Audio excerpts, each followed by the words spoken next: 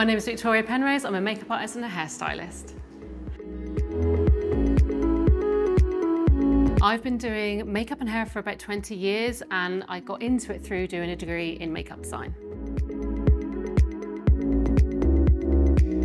I find that a lot of people are good at doing their own makeup, especially now with social media and online vlogs and tutorials, but they really struggle with their hair. So I know I can go in and do a really good job and it makes such a difference. The hair's wet. It's had a little towel off. The mousse goes into the roots. The volumizer goes into the roots.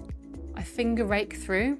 I dry upwards into my roots, so I always dry against the grain of the hair. So that'll give me a little bit of volume to begin with. And then when it's dry, the texturizing spray goes in. That's when I do my curls and then I set it with the hairspray.